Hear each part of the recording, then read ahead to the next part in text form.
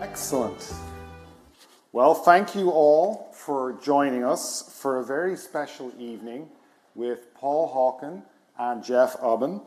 This virtual holiday gathering is our way of saying thank you to you, our leadership donors, and the tremendous conservation and very important conservation work that you enable us to do. I am probably not alone in hoping that someday very soon we'll get to do this in person with all of our wonderful donors and really have a hoedown or a hootenanny, I believe, as they say in Sonoma. In the meantime, I am extremely honored to introduce Jeff Ubben and virtually Paul Hawken, each of whom is a major force for global change, a thought leader, and a force for nature.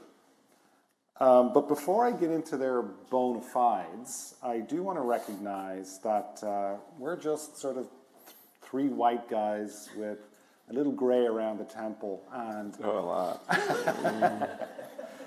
And we want to acknowledge the fact that we're just three guys amongst hundreds of thousands of people from every race, every generation, every gender, from all corners of the world who are passionately engaged in this work. And I, for one, am extremely proud of the fact that I'm part of a movement that every day and in every way becomes more and more inclusive, diverse, and passionate about the cause of ensuring that we have a future.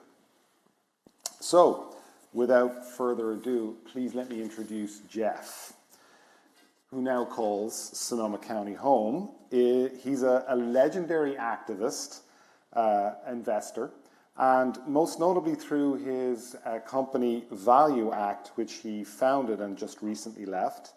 Several years ago, Jeff came to the realization that the short-term nature of activist investing wasn't really compatible with the best interests of the planet. So as Jeff put it, he didn't like the neighborhood he was in. And he's now leading his new fund, Inclusive Capital Partners, where he's using the levers of finance to responsibly and creatively address environmental and social problems. As Jeff's friend and my former boss and past CEO of the Nature Conservancy, Mark Tursek, recently said, "Believe it or not, activist investors can be champions of climate progress." And he went on to characterize Jeff as the all-time best activist investor. Jeff, we're sure glad to have you in our neighborhood, literally here in Sonoma and as a conservation colleague. Paul, I'm delighted to say... Is he going to show? Is he going to face going to show up here? He's going to show right up here. You'll see him here on this screen. There he is. Perfect. Paul, I'm very proud to say, is a Bay Area local, and he's a renowned environmentalist, author, and activist who has dedicated his life to environmental sustainability and changing the relationship between business and the environment. He is one of the environmental movement's leading voices, and he's also a pioneering architect of corporate reform around ecological practices. His work includes founding successful ecologically conscious businesses like Smith & Hawken, and consults with heads of state and CEOs. Recently, he founded Project Drawdown, a nonprofit dedicated to researching when and how global warming can be reversed. Following Project Drawdown in 2017, this fall, Paul published his latest book, Regeneration, Ending the Climate Crisis in One Generation. And I urge you all to buy it and read it. It is full of pragmatic advice about how to address the challenges ahead of us. The first chapter of the book addresses agency, the power that each of us has to address the challenges ahead. Paul offers us a pathway in this book to end the climate crisis within a generation. As we were reminded again through the wrangling at COP26 in Glasgow, we can't solely rely on national governments to turn this ship around. It's going to take individuals and more of us acting in the communities where we live to make a difference. As Paul states, the current growth of the climate movement is magnificent, but it remains a small fraction of the world. Hundreds of millions of people need to realize that they have agency and that they can take action, and that collectively it is possible to prevent runaway global warming. This resonates with us at the Land Trust, because though the climate crisis can seem incredibly overwhelming and difficult to see where any one of us can have an impact, there are in fact so many real, practical, and potentially large-scale actions that each of us can take and must take right here, right now, where we live. And if all of us do it, then it really adds up to something meaningful. Thank you, Paul, for being here virtually tonight with us.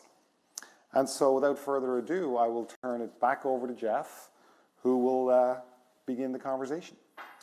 Thanks. Thank you. Thank you very much. Hey, Paul, we're sitting here in beautiful Sonoma County with the sun setting. The Russian River actually runs through the property on which we are here congregating. And we're going to eat off the farm, and we're drinking wine off the land. So there's no leak in this community, which is something you wrote about in your book. Look, my personal second mountain. Did anybody read the David Brooks book? My personal second mountain started not so long ago, in my mid-50s. A few years back, Lori, who you'll hear from over dinner, caused an awakening in me to the violence by the human on animals, and by organic extension toward the living natural world. Paul calls this degeneration. In the summer of 2017, I read 3 books that redirected me altogether. The first was Silent Spring by Rachel Carson, and she has this first sentence to her book, which is a devastating sentence. It's something like, in a town in the heart of America, there once was a place where all life lived in harmony with its surroundings. And the devastating word was, and this is 1965. I named my fund after Rachel's book. I called it Spring Fund to be more hopeful. I read Half Earth, which is Ed Wilson's book about the interdependence and interconnection of all living species. I got into the business and I chased down Peter Lynch at the Magellan Fund in the bathroom because I wanted to work for him. And I did something similar with Ed, but he's a little slower at 85 years old, so it was a longer conversation. And then I read Drawdown, which caused the climate awakening, and it made clear to me that that analyst, that person that wants to invest behind this existential problem, climate, this was a welcoming thing for me as somebody that wants to go into the problem to find the solutions. Finally, Regeneration, which we're here to talk about today, it brings the human heart as well as the mind. I want to just read one quote from Paul. It says, "The climate crisis is not a science problem. It is a human problem. The ultimate power to change the world does not reside in technologies. It relies in reverence. It relies on reverence, respect, and compassion for ourselves, all people, and all life." This is Regeneration. So before we get into the book, Paul, and I'll stop talking, you're going to talk most of the time here. You're an environmentalist, you're an entrepreneur, you're an author, and you're an activist. But you were an activist first. In 1965, you were in Selma working on the Civil Rights March. You were in Louisiana working on voter registration. and you were photographing the KKK in Mississippi. You have to tell us about these younger days. Well, Jeff, thank you so much. It's really great to meet you. Are you hearing the echo, or is that just me? We don't hear an echo. Good. Okay. So I'll pay attention to the other guy who's talking just like me. I'm a big admirer of what you have done and what you're doing, by the way. And thank you. There's a lot of ESG, talk about investing, which a lot of it is just a shrug. It's just a kind of a bypass, to avoid dealing with tougher issues. And you haven't done that. And I know Mark well, too, not as well as you. And Mark told me all about his admiration and respect for you. And it means a lot coming from Mark Turcik, who I think, as everyone knows, there was the head of TNC, and a remarkable head he was. I did start as an activist. I grew up in one of the three communist towns in America, Berkeley, Madison, and Cambridge, and that's where I grew up. I was a Berkeley brat. I grew up in the university. My father taught there, and so the politics there were. I just grew up into them. I just thought something was wrong. You did something about it. That's what you did. It's common sense. And so yeah, I did go down. And the reason I was at March, the press coordinator for the March on Montgomery and Selma, was because I showed up early. It was the default position. I tell you, it wasn't because I knew anything about it, except I was a photographer and journalist, but that was it. And in my youthful exuberance and naivete, what happened in Mississippi was that John Doerr of the Justice Department had sought and achieved an injunction against the Klan, which meant they could no longer march with their hoods. And this was in Meridian, Mississippi. Meridian is where the three civil rights workers were tortured, slain, and buried, Schwerner, Cheney, and Goodman. And so the Klan was going to march, and they sent me in from Louisiana, from New Orleans, the office there. And I said, sure, I'll go photograph. And that was a crazy experience because I remember looking through my viewfinder. I only had one camera, and looking through, and all of a sudden I saw this huge guy coming at me. He must be 6'7", red hair, and strange look in his eyes. And I looked over the camera, and just in time to see his sort of fist go, and knock me off everything, sidewalk. And as a photographer, and as a civil rights worker, what you do is you learn to protect your gut, in other words, your stomach and your organs. You curl up. You're taught to do that. Somebody kicks you or whatever. But I was protecting my camera. I'm a photographer. It's like, oh, you're not going to get my camera. and they're beating me up. And then they threw me into a car. And I thought, this isn't going well. I just wanted to take your picture. And the car just tore off. And then we didn't get very far. And that car was kind of run off the road by another car. And I said, this is truly not going well. And the guys that ran the new car, the guys got off, and it was so fascinating, Jeff, because they were saying, Joey, God darn it, I told you got to stop this shit. We can't do this shit no more. And that car was the FBI. And they all went to school together. They knew each other, the Klan and the FBI. But now these guys are working with the FBI, and they took me in their car, and they took me to town and to the police department. I got jailed for disturbing the peace. And so, but what's so great about that, so what was great about it, besides, terror, is actually seeing people who emerge into hate emerge into belief systems, you know, that allow them to do and think things, you know, that are completely illogical and untenable. And that's what we're seeing in the world all over today, you know, and being taken advantage of by nativists and demagogues and dictators. And so for me, that window into hatefulness, you know, which was certainly there at that time, was sort of a talisman that I could keep the rest of my life, you know, to try to have more compassion actually for both sides, not just because it doesn't do any good to hate the haters. I mean, you're right back where they are, you know. So yeah, that was my experience. I don't hear you. There you go. Can you hear me? This Yeah. is what I think is so marvelous about regeneration. You tell both sides. You acknowledge, you know, the extractive nature of the industrial process, and the inertia that's going to be there to make it less extractive. But then you back off. You don't villainize as much as some. You kind of also then talk about the hope around these new solutions that can be invoked by these big companies.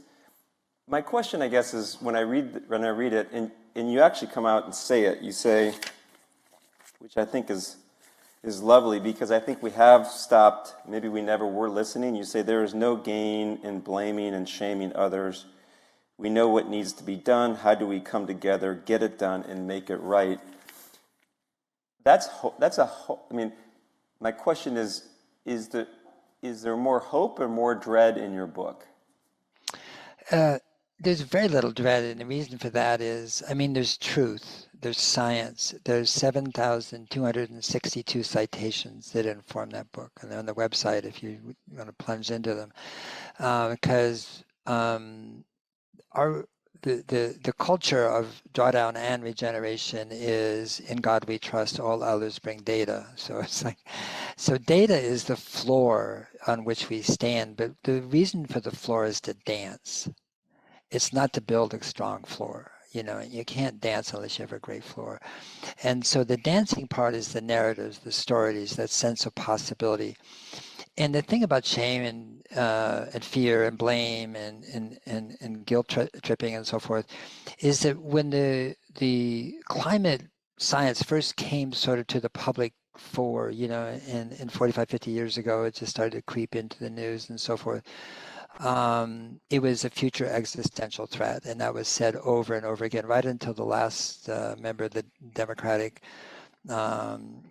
debates, and there was 8 or 9 candidates on at that time, I think, and every single one said future existential threat, future. And I was with my wife going, there's one missing, and then Buttigieg said it, and I said, great, all 9. It's not a future existential threat. It's the current existential threat. It's here with us now. But at that time, threat was an invoked fear. Activists took that up, the science, and then started to blame and shame and finger point. Obviously, corporations, number one, fossil fuel companies for sure. In a sense, invoking guilt for those who didn't do something. You're not doing this, you should save the earth, blah, blah, blah, blah. And so then you had basically fear, threat, shame, blame, and guilt, you know. And that's neuroscience 101 will tell you that will never work. It will not motivate. It does not bring people together. It does not produce action. It produces reaction. And so no point in doing that. Second, we're not going to come together unless we can listen. The art of communication starts with the 2 ears, not with your mouth. And that is, if you don't understand what people are experiencing and what the challenges they face, whether they be farmers or whether they're union members or whether those who are homeless or whether they're those who are affluent and doing very well. But if you're not listening, then you can't really speak to the extant zeitgeist in the world. And so I did take some companies to task in the book, but I also said this is the way through. Even the military industrial complex, I took on the war machine, okay, the war machine, but said, wait a minute, we have 172 standing armies with people whose job is to defend and protect. What a great idea. And let's just move that over to something where we really know we have to defend and protect, and that is Earth, its inhabitants, all inhabitants, and so forth. So I did, call them, some of them out, but it wasn't to demonize so much as to bring out the sense of possibility, because what we have been dealing with in the climate movement for so long is we're sort of drowning in probability, the probability of what's going to go wrong and when and how fast, and it's getting worse faster than we thought it did. And that is just, that kills people's imagination, it kills creativity, it kills a sense of possibility. And so for me, drawdown and regeneration is about saying, got it, the science is extraordinary. And let's talk about possibility. I mean, I love it because there is this greenwashing thing going on. And you have you talked about Pepsi and how they're seeking credit for, going with renewable fuels or putting in renewable energy. At the same time, you say Pepsi's commitment to climate ignores the well-being of children based on what their products do, in terms of addicting them to sugar. So that's their core business. Yeah. And their core business is not to do renewable energy. Their core business is to make society obese. And what happens in my world is that Pepsi gets celebrated for this look over here action, and they get a pass on this harm that they're doing. So the way you bring in society, equity, inclusion into climate is just awesome. I guess my question is, and we'll get into nature-based solutions and all the great stuff nature can do for us in a second, but you started a business. It was a great store. I remember it well. Growing up in the Midwest. Do you think when you were running a business, do you think the stakeholders, customers, employees, the environment, the community, do you think the stakeholders were viewed or treated differently than they are today? By me or by other companies? I guess generally.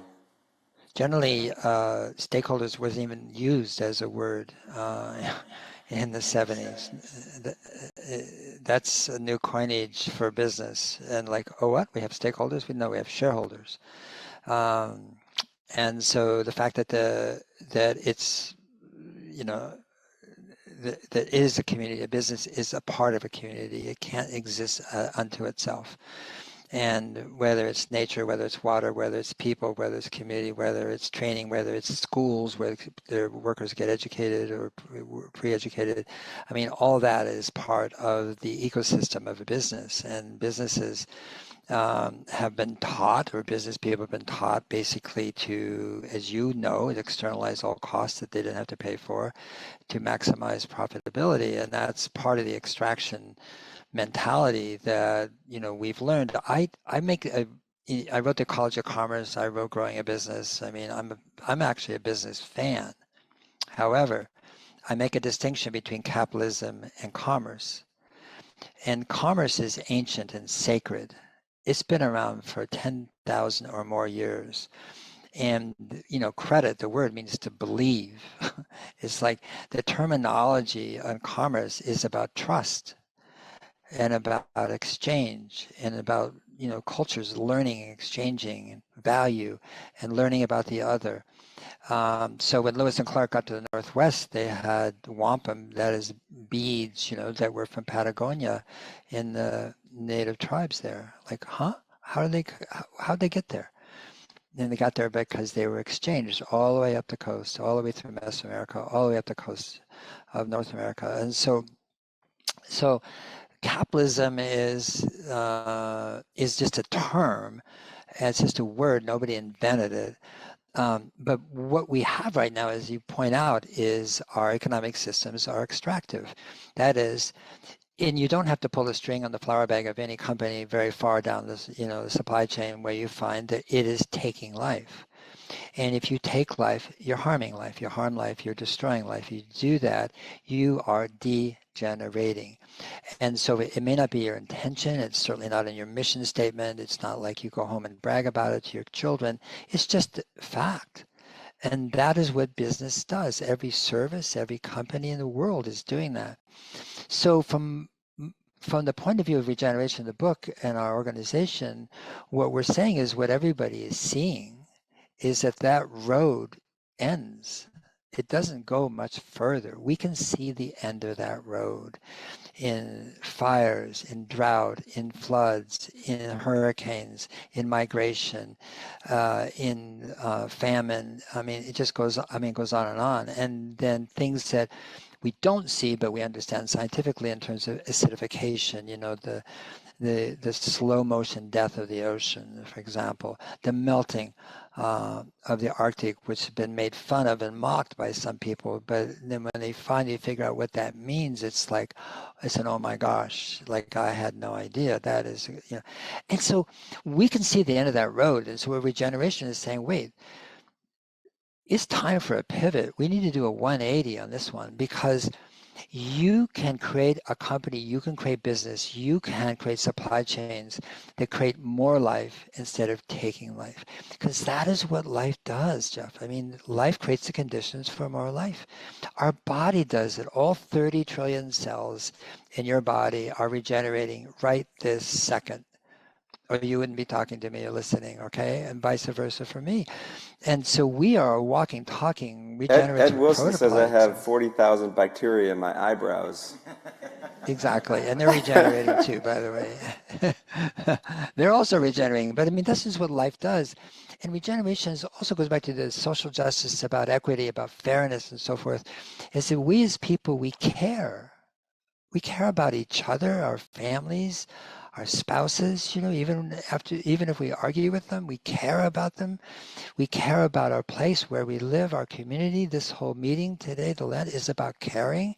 Caring is regeneration. Caring is about regenerating life. If we go to a temple, church, mosque, or a synagogue, we pray, we devote. What are we praying for? We're not praying for, that's regeneration.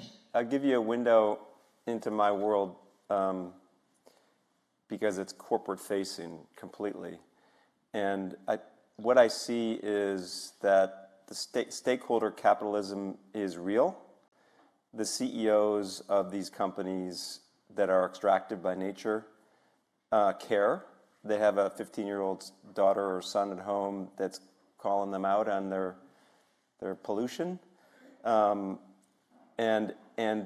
the difficult thing is the jump you have to make as a company to decarbonize, or to, if you're a food company, to move to no-till and cover crop, because there's this period of no or zero or negative return attached to some of these investments, and the biggest challenge, in my opinion, is the investor class. The neighborhood that I really wanted to leave, because they want their money now, and they always will. They've been the bully in the room, and they want to keep that position whereby they're the ones that companies serve, and only them. So that's the challenge that we have. I think, though, the cool thing is these companies are guided by CEOs that are looking for partners for change. And I think your book is going to be helpful to them in that respect. Can you talk about it? To me, your book brings land and nature-based solutions into the climate conversations in a very specific way, and it has not been in that conversation until recently.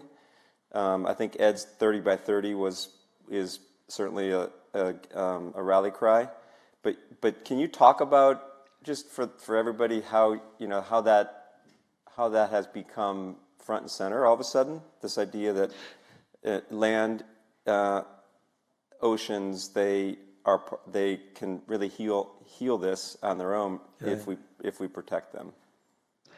It's so interesting, the Intergovernmental Panel on Climate Change. I mean, not so long ago, just around the Paris Agreement, was referring to people who were talking about regenerative agriculture as fairly dismissively, oh, the soil people, well, the soil people.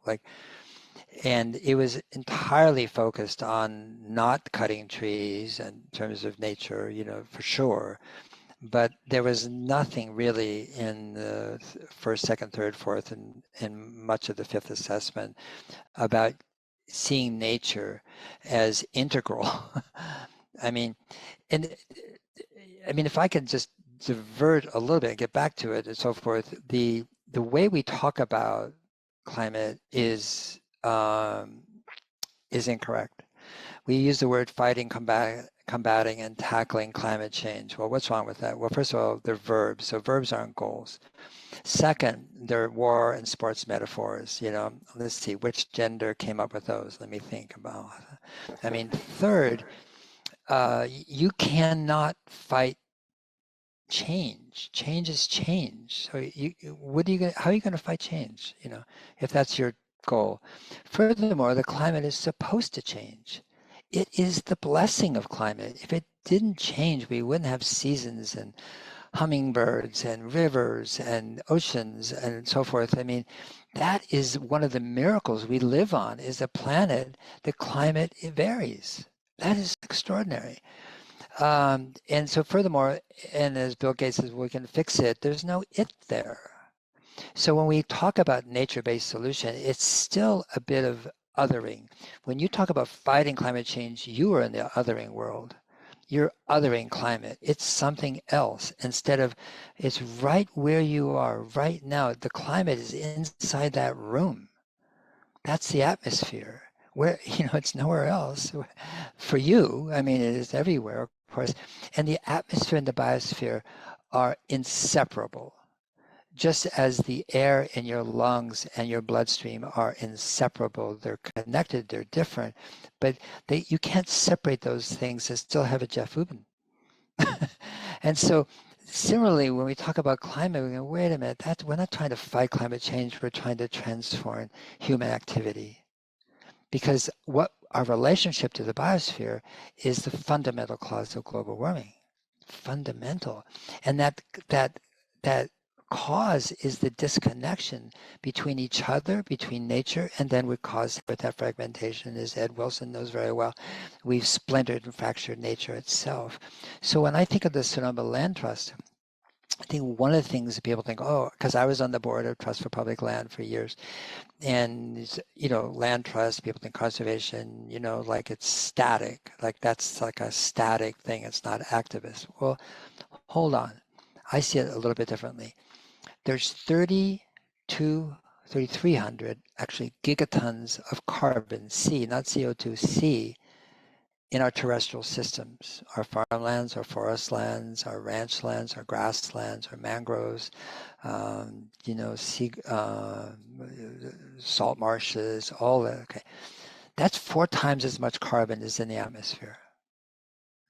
So when we're talking 30 by 30 and hopefully 50 by 50, but talking about 30 by 30, what we're talking about is protecting these biomes and ecosystems. It's extremely important.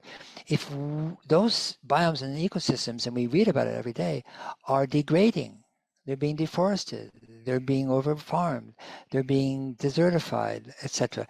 When that happens, carbon is emitted from the soils and from the creatures who die. Right? So if we lose 7% of our terrestrial carbon, that's 100 ppm more in the atmosphere of CO2. So when we go to the land trust and protect, it's like nature-based, yeah, of course, but it minimizes it in some way because we have technology, but these are nature-based solutions over there, and so forth. It's like, hold on, this is the firmament. It's from everything is created by nature, our food, our bodies, everything.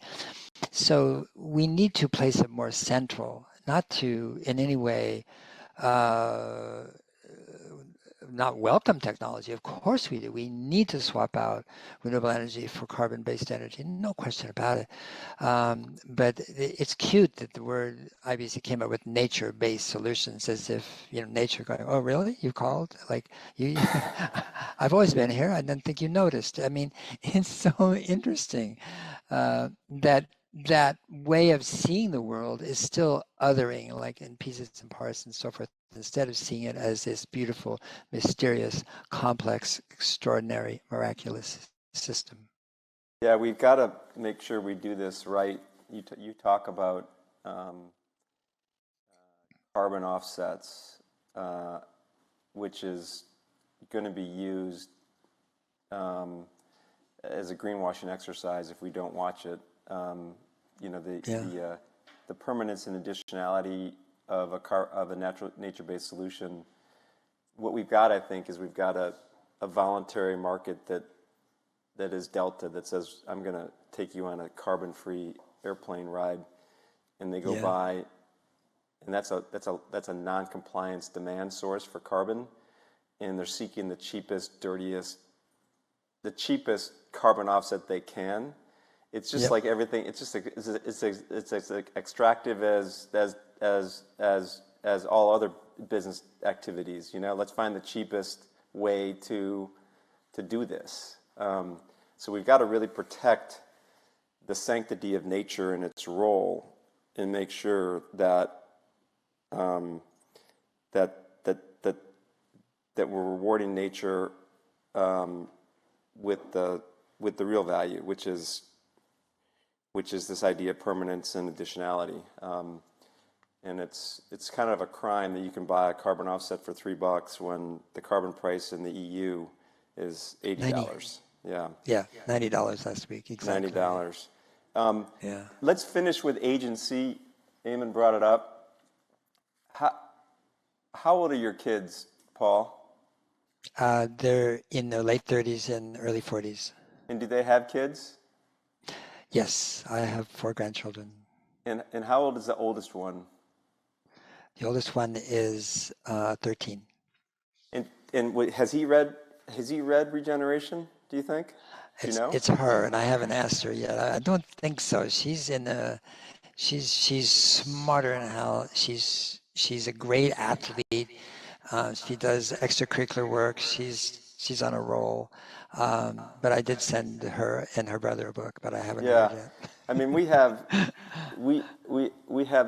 3 kids that are a little bit younger than your kids, and we had them here during COVID. And at the farm, they were down here. We were up there, and Laura and I had to go pick up like 6 boxes a day from Amazon, And our son is he was an environmental science major at the university, but I don't think I really worry that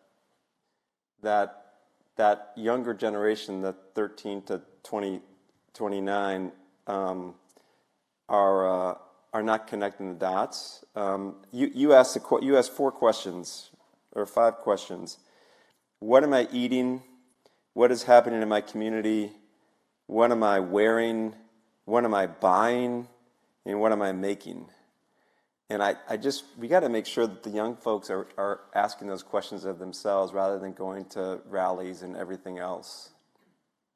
Well, I mean, all the polls show that in countries all over the world, show that 70% of the cohort between 16 and 22, 23, depends on which poll, but is anxious, stressed, panicked. Half of them are considering to whether to have children at all.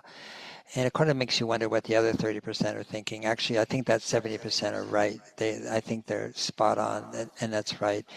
Because stress actually is the human body telling us to act. And I think that the thing about, yes, I think when you're young, I did it too, marched and demonstrated and all that sort of stuff. But I do think that the blessing of being young is that you're not burdened with, portfolio for one. You're not burdened with a sense of the past, memories and what happened, what could be or should be. You just go and do. And I think we're in a situation, what Regeneration really is about is a do book. It's about action. And there's an interesting studies done by Andrew Huberman at Stanford where he just overthrows that idea that our beliefs change our actions, that if we change our beliefs, we change our actions. He said it's not true.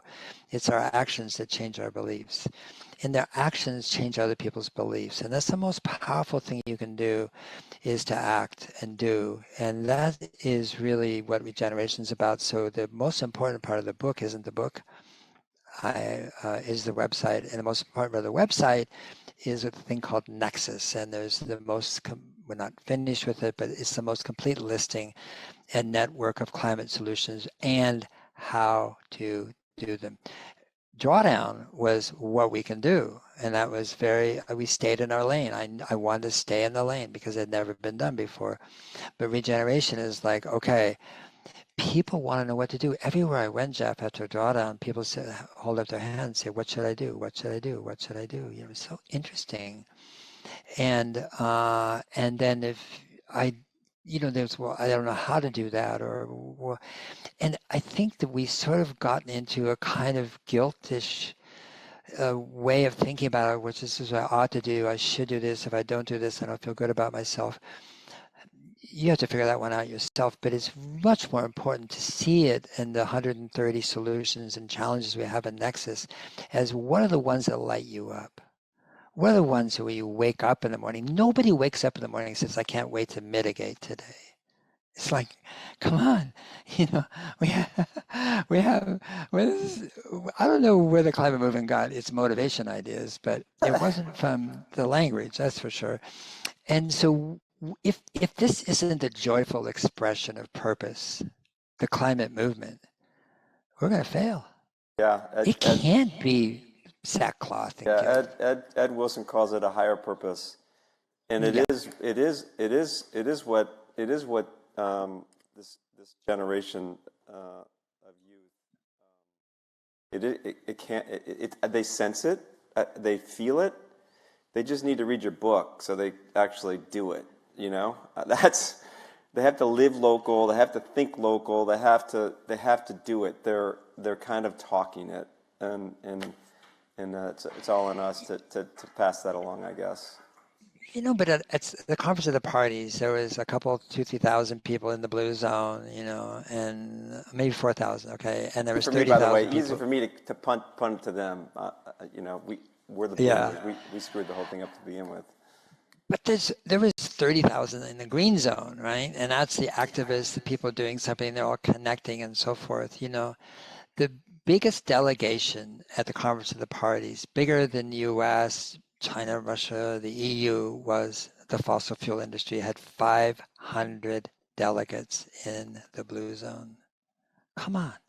So as Eamon said earlier, it's national, someday maybe, international, hope so, but we cannot wait for these dysfunctional organizations and so forth to wake up, and so you and Eamon are exactly right. The only way this is going to be reversed is by what we do here now together as family, communities, neighborhoods, counties, cities, companies, churches, synagogues. That is where the action is. That's where the change has to occur anyway, no matter what happens at the conference of the parties. That's where it happens. That's where the rubber hits the road.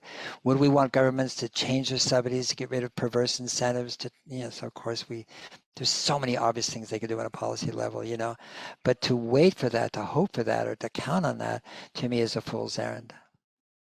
Well, Jonathan Safran 4, it says, we are the weather, which is all about act. Beautiful. All right, man. Paul, thank you so much. It's great to meet you this way. We'll have to do it. I want one more thing to say. Yes. I want one more thing to share with you. Can I share one more thing? Yeah. Please do. Corporate CEOs, you brought it up. I was going to ask you a question. The CEO and the whole company of Nestle has committed to transitioning 1 million farmers to regenerative agriculture. And the point I want to make there is, why would they do that? okay, oldest food company in the world, biggest food company in the world, okay. They're spending $1.5 billion to not train, but to teach and learn so the farmers can make the transition in a just way so they're not in jeopardy in terms of income or their practices, right? They understand that transition.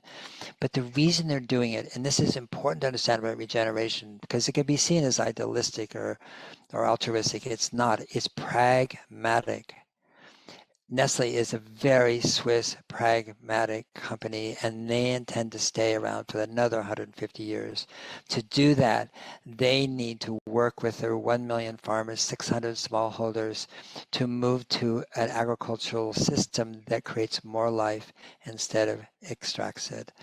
And I think that's the point I want to make, is that you talk about the CEOs, Doug McMillon, same thing, committed, came out a year ago, September. I commit Walmart to be a regenerative company. I work with them. They're trying to figure out what that means, but they made the commitment. Now let's figure out what that means in terms of our supply chain, our products, our packaging, et cetera, et cetera, et cetera, et cetera. So I do think that, as you said, they have a 15-year-old daughter. CEOs are changed, their eyes changed. When I talk to them now, it's not like, oh, I want to renew my social license. I'm going to go do this nice sustainable thing or that. They have children, they have grandchildren, they have whatever, they know in the way you know, in the way the audience knows, this is urgent, this is now, this is not something we can put off to the next CEO or the next shareholder meeting or so forth. That's not true at all for all companies, but it is happening with very influential big companies. I totally agree. They need their board to stand behind them, because when the board panics, the Danone CEO got fired because he was spending too much on technologies to get off plastic or dairy, and the board didn't stand by him. So this is my world. I think the CEOs are ahead, and the boards are behind, and the shareholders are behind that. But you're helping on the board level. Well, yeah. Okay. Thank you so much. Thanks so much. Thank you. Well, I'm not sure if we have a whole lot of time left with Paul, but just in case, we do have a minute or two. You have some time. Great. So one of the questions that we got was, did anything come out of COP Glasgow that is actually significant, that actually makes a difference moving forward, Paul? Absolutely. Even though the fossil fuel industry eventually changed, phase out to phase down on coal, there was the first time coal had been dealt with at the Conference of the Parties, and said, wait a minute, we have to stop it. Now, did Australia and China go in there and basically water down the final wording? Yes. But that's the wording, but the impetus was there from countries all around the world and so forth. So that's the official word. But the fact is that COP knows, that the countries know, coal is out, done forever. And so that came out of it. Second, I think the intensity of the, as I said, the zeitgeist of what's happening in the world, people could feel it from each other. I mean, the dysfunction of a Conference of the Parties is inbuilt, structural. That is, everybody there is an employee, right? Minister, delegate, whatever. They're a deployee, and they're there to protect their employer's self-interest, okay? You're never going to have a Conference of the Parties where the interests of children, indigenous people, women, the poor, the oceans are going to be protected, because there's no voice there for them. But something happened, I think, at this one that was inflective. It was an inflection point, so forth. I think it would be, again, unwise to expect more than what happened, given just the nature of that and the UN rules and regs and all that sort of stuff. But I think it was I didn't feel good about it, but I felt like there was movement. There was real movement at the Conference of the Parties. Yeah. I guess this is as much for Jeff as it is for Paul, but, starting with Paul, how do we as individuals encourage investors to make climate smart investments for us? That's for Jeff. I mean, there's a lot of private money going into point solutions, you know, a microbiome company for soil health, and that's really cool stuff. But the big companies that reside in the public market, that's where the system change is going to come. Those are the companies that are going to use this technology because they have the incumbency, they have the customer, and they have the infrastructure.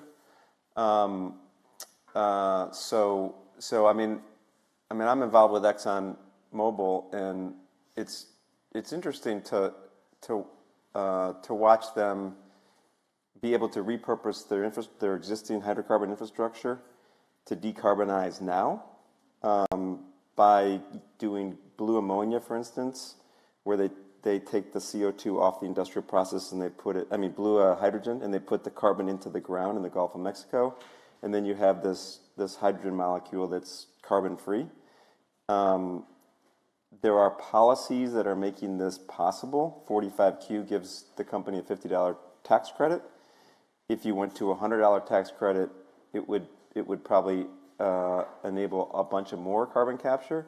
I like carbon capture because the hydrocarbon molecule keeps energy affordable until the new infrastructure gets put into place and layered in, like green hydrogen.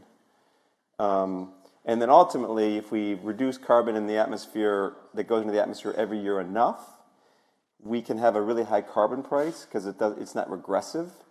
And a high carbon price will encourage new technologies like direct air capture, you know, which takes it out of the atmosphere. And we can get to there by 2050. But if we kind of wait for the new infrastructure to kick in, it may take too long. If we try to force it and go anti-fossil fuel too quickly, we're going to kill the global economy. So there is this kind of, you know, layering in of technologies and this natural progression to decarbonize now, because we can do that right now. What Paul calls the dance. The waggle dance. You want to give us a little waggle dance? Maybe we'll do that tonight after some wine. I haven't There got it my bee is. costume on. Another question that came up, and I think this was sent to us, by one of our donors, Hal Hinkle. Despite the observation that so many are now putting their efforts into directly fighting the mechanics of climate change, there remains an elephant in the room: the breach of social equity, possibly as large as any we've ever known. And it would be helpful to hear thoughts from each of you on this issue. Maybe each of you commenting on the generational breach and one of you commenting on the geographic breach. Paul, why don't we start with you? Yeah, I mean, my overall thesis is that we're being homeschooled by our mom, and that's called the Earth. And everything that's happening with respect to weather and impacts and so forth is basically feedback. We're in a system, it's called the Earth, and if you ignore feedback, a system dies. I mean, that's just systems 101. And so we're being homeschooled. And if you step back and look at the climate solutions that I refer to in the website, regeneration.org, and you look at those, and let's assume there is not a climatologist alive, or there was no climatology, and that we had no idea about extreme weather, except that it was extreme. We didn't know that it was amplified by warming.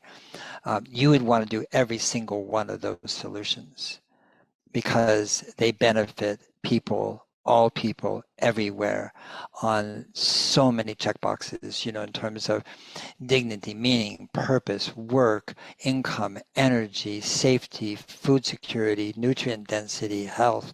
I mean, it just goes right on down. And so I think we have to start to understand that there are 4.3 officially poor people in the world, but there's a lot more than that wake up every morning and they're concerned about that day, meeting their needs that day. They cannot be concerned about climate or they just don't have the time, the energy, or the resources. And so unless we understand that the climate solutions they're actually solutions for humanity to create a better world for everyone. And that the idea that somehow we can have a better world and be entirely disconnected from the well-being and the health, and the dignity and purpose of other people is just delusive, just as delusive as to think we could double glaze the planet with fossil fuels and get away with it. We can't. And so to me, I think when I say we're homeschooled, global warming is not a curse. It's an offering. It's a gift. It's a hint, like, hey, and we keep ignoring it, and it gets a little bit more, like, hey, listen up. No, okay, listen up this time. Oh, you didn't. It is actually the earth talking to us, and we're its inhabitants, and it's all about listening and acting. And the acting, again, you look at those solutions, they give people a sense of meaning. And the number one cause of depression in the world is lack of purpose. Paul's book is poetic, to be honest with you. But the most poetic parts of the book are these pieces that are submitted by indigenous people. They're particularly, it's particularly stunning the way they just they make it so obvious and so beautiful. I think one of them talked about, this idea of keystone species, and you pull out a keystone species and everything collapses. And their whole purpose and goal was to make us a keystone species. Yes. Because we're not. We're actually dissociated from nature. Anyways, that part of the book is everybody should read it. It's the legit piece. Yeah. Well, this is a conversation that could go on and on and on. And I know that Paul has many other commitments right now, so we're going to gracefully let him go. Thank you so much, Paul, for your time with us this evening. We'll give you a quick round of applause.